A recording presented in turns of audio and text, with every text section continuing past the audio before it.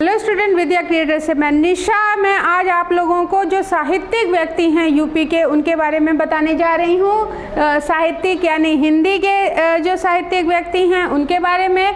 तो सबसे पहले कबीरदास जी को देख लेते हैं। कबीरदास किसी पहचान के मोहताज नहीं है, सभी लोग जानते हैं। तो देख लेते हैं इनका जन्म कब हुआ है। तो इनका जन्म हुआ था 1425 में। कहाँ पे? तो वाराणसी में हुआ था। और इनका पालन पोषण निसंतान जुलाहा थे, नीरू और नीमा, उनके द्वारा किया गया था। और इनके गुरु जो थे वो रामानंद थे। तो रामानंद के शिष्य कौन थे ये पूछा जाता है तो कबीरदास। और अगर ऐसे पूछा जाए कि कबीरदास के गुरु कौन थे तो रामानंद जी थे। और इन्होंने जो लिखी है रचनाएं वो है साखी, सबद, रैमनी, शीर्षक वाली। इनकी रचनाएं बीजक में संग्रहित हैं। तो क्या क्या ध्यान रखना है कि रचनाएं कौन सी हैं? तो साखी, सबद, रैमनी हैं। और ये किस में संग्रहित हैं? तो ये बीजक में संग्रहित हैं।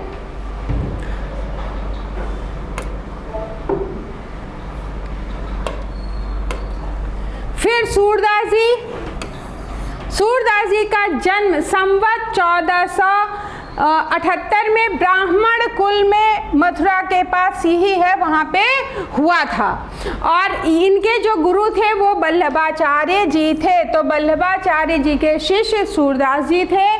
और इन सूरदास जी का निधन हुआ है 1583 ईस्वी में। और इनकी जो रचनाएं हैं वो हैं सूरसागर, सूरसारावली, साहित्य लहरी, ये प्रमुख इनकी रचनाएं हैं। और हर एग्जाम में पूछी जाती हैं। और ये ब्रज भाषा में है। तो ध्यान रखिएगा, अगर लैंग्वेज पूछा जाए तो भाषा जो थी वो ब्रज भाषा थी। और इनकी कौन कौन सी रचनाएं हैं? तो सूरसागर, सूरसारावली और साहित्य लहरी।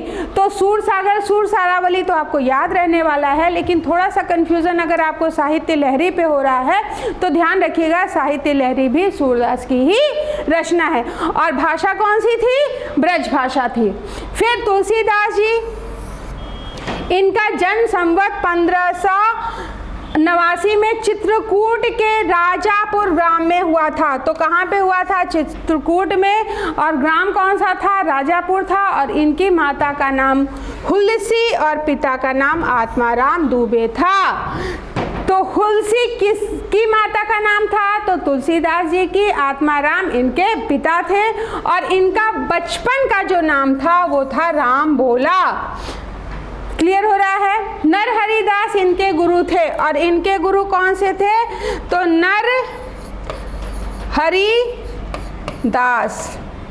नरहरिदास गुरु थे तुलसीदास जी के। और संवत 1680 में इन्होंने संसार को छोड़ दिया था। और इन्हें वाल्मीकि का अवतार माना जाता है। किसका अवतार माना जाता है? तो वाल्मीकि का। इन्होंने लगभग 14 रचनाएं करी थी, जिसमें रामचरित जो मानस है वो मोस्ट इम्पॉर्टेंट है। और इन्हीं से इनको सबसे ज़्यादा पहचान मिली है। इसके अलावा जो अन्य रचनाएं हैं वो है दोहावली, गीतावली, कवितावली, राम सतसई, कवित्त रामायण, रामलला, नहछु, ये सब इनकी रचनाएं हैं। और अगर भाषा की बात करें तो इन्होंने अवधी भाषा का प्रयोग करके अपनी रचनाएं करी हैं। और जबकि विनय पत्रिका, और जो इनकी विनय पत्रिका है वो ब्रज भाषा में है। तो ध्यान रखिएगा, अगर आपसे पूछा जाए कि इनकी सारी रचनाएं अवधी भाषा में हैं, लेकिन कौन सी रचना आपकी ब्रज भाषा में है, तो वो है आपकी विनय पत्रिका। क्लियर हो गया? तो विनय ध्यान रखिएगा, विनय पत्रिका जो है सिर्फ ये ब्रज भाषा में लिखी गई है। क्लियर हो रहा है? विनय पत्रिका ब्रज भाषा में लिखी गई है। और इनकी रामचरितमानस देखें, चाहे दोहावली देखें, चाहे गीतावली देखें, चाहे कवितावली या राम सतसई या कवित्त रामायण या रामलला लहछु देखें, ये सारी अवधी भाषा में ही लिखी गई हैं।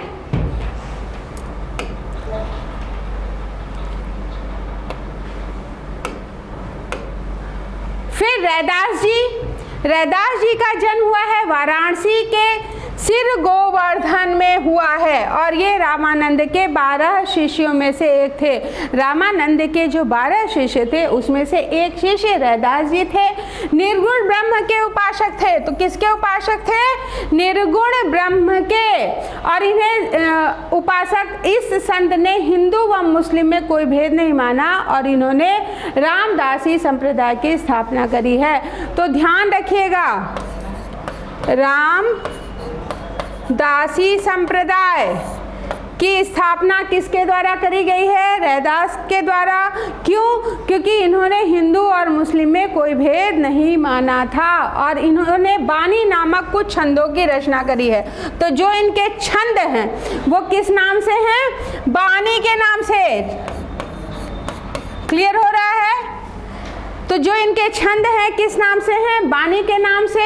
और रामदासी संप्रदाय की इनके द्वारा स्थापना करी गई है और ये निर्गुण ब्रह्म के उपासक थे और इनके गुरु थे रामानंद जी। फिर मुंशी प्रेमचंद्र जी, इनको धनपत राय भी बोला जाता है और ये वाराणसी के थे।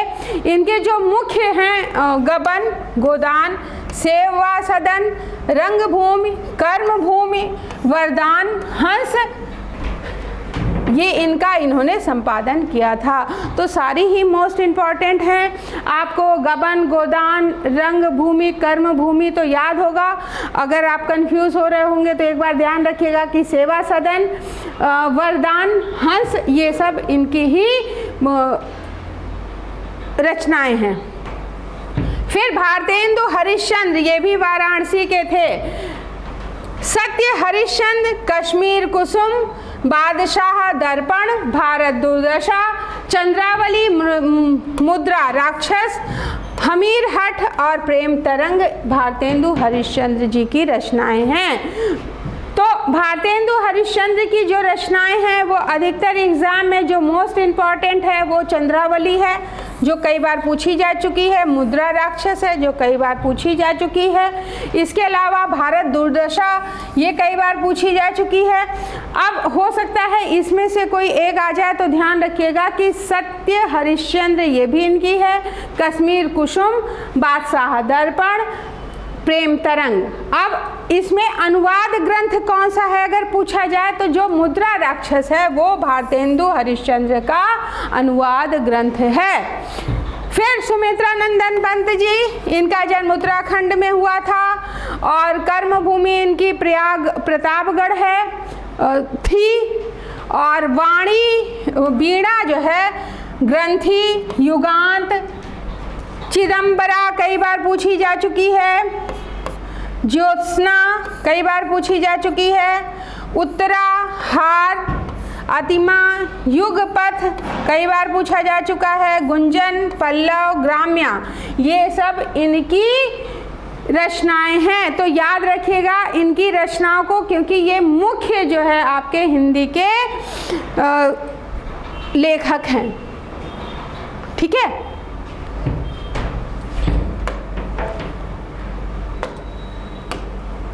फिर बात करते हैं पंडित सूर्यकांत त्रिपाठी निराला जी की। सूर्यकांत इनका पूरा नाम था और बाद में निराला साथ में जुड़ा है। इनका जो जन्म था वो बंगाल में हुआ था और इनका जो कर्म भूमि है जहाँ पे इन्होंने अपना ज़्यादा समय बिताया और जहाँ पे ये रचनाएं करी हैं वो आपका प्रयागराज रहा है। और इन्होंने जो रचनाएं करी हैं वो तुलसीदास, अनामिका कई बार पूछा जा चुका है, परिमल कई बार पूछा जा चुका है, अप्सरा, प्रभावती, चतुरी चमार, समन्वय, मतवाला और माधुरी, ये सब सूर्यकांत त्रिपाठी जी की रचनाएं हैं। फिर महादेवी वर्मा जी, इनका जन्म जो है फर्रुखाबाद और कर्मभूमि इनकी रही है प्रयागराज। इनके जो रचनाएं हैं वो है निहार, रश्मि, निर्जा, सांध्य गीत, यामा भी कई बार पूछा जा चुका है, क्षणदा, स्मृति, की रेखाएं और मेरा परिवार, ये सब महादेवी जी की रचनाएं हैं। तो ये आपकी लेखक और उनकी रचनाओं में ये क्वेश्चन पूछे जा सकते हैं। फिर जयशंकर प्रसाद जी, ये भी वाराणसी के, इनकी जो रचना है वो कामायनी है, कंकाल है, ईरावती है, तितली है और ध्रुव स्वामिनी भी इनकी मुख्य रचनाएं हैं। फिर डॉक्टर हरिवंश राय बच्चन जी की बात करते हैं। इनका जन्म प्रतापगढ़ में और कर्मभूमि प्रयाग। इनकी जो मधुशाला है, मधुबाला, निशा निमंत्रण, तेरा हार, मधु कलश, मधुयामिनी, क्या भूलूं क्या याद करूं, नीड का निर्माण, फिर 10 द्वार से सोपान तक और बसेरे से दूर, ये सब हरिवंश राय की रचनाएं हैं। पंडित प्रताप नारायण मिश्र, ये कानपुर के, और इनकी जो रचनाएं हैं वो हैं फुटकर निबंध, अमीर हठी हमीर, कली कौतुक रूपक।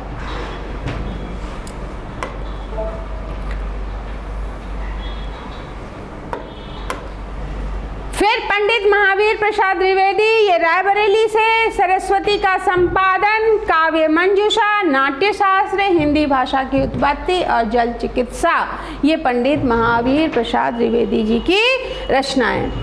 मैथिली शरण गुप्त झांसी से, इनकी जो रचना है वो साकेत, यशोधरा कई बार पूछा जा चुका है, जयद्रथ वध, भारत भारती और द्वापर, इनकी रचनाएं हैं। फिर मलिक मोहम्मद जायसी जी की बात करें तो जायस अमेठी से ये बिलोंग करते थे और इनकी जो मुख्य रचना है वो पद्मावत है, मोस्ट इम्पॉर्टेंट। ये मतलब अगर आप मलिक मोहम्मद जायसी जी को जानते हैं तो पद्मावत को तो जानेंगे ही। अखरावट, आखिरी कलाम। फिर आचार्य रामचंद्र शुक्ल बस्ती से, और हिंदी साहित्य का इतिहास इन्हीं के द्वारा लिखा गया है। इसके अलावा त्रिवेणी और चिंतामणि इनकी प्रमुख रचनाएं हैं। फिर आचार्य हजारी प्रसाद द्विवेदी बलिया से, विचार और वितर्क, सूर साहित्य, ध्यान रखिएगा, हिंदी साहित्य की भूमिका, बाण भट्ट की आत्मकथा और मेरा बचपन, साथ में कबीर, इनकी मुख्य रचनाएं हैं। सच्चिदानंद, हीरानंद, वात्स्यायन, अज्ञेय भी इनको बोला जाता था, ये कुशीनगर से बिलोंग करते थे।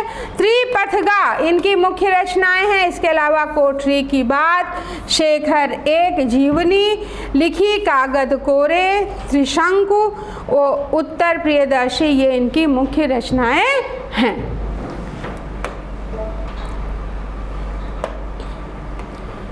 फिर वृंदावन लाल वर्मा, ये झांसी से, मृग नयनी, ये कई बार पूछा जा चुका है, इनकी मुख्य रचना है झांसी की रानी। इसके अलावा झांसी की रानी भी वृंदावन लाल वर्मा की है।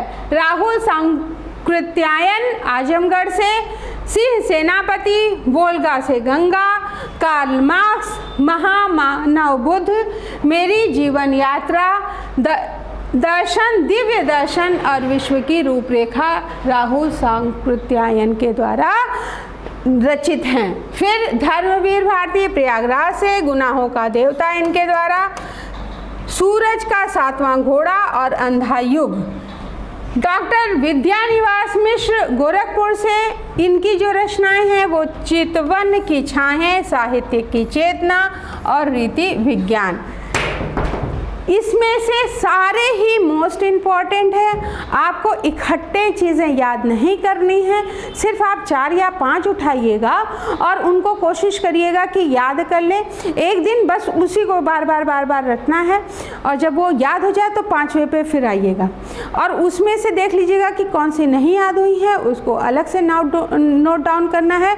और किसी भी चीज़ में अगर आप 5 स्टेप में चीज़ें करते हैं तो बहुत जल्दी और बहुत समय तक के लिए तैयार हो जाती है। इसलिए प्रयास करिएगा, कम पढ़िए लेकिन ऐसे पढ़िए कि अगर उससे पूछा जाए तो वो हमारा गलत नहीं होगा। और सिलेक्शन के लिए यही चीज़ मोस्ट इम्पॉर्टेंट है। आज के लिए इतना ही। Thank you.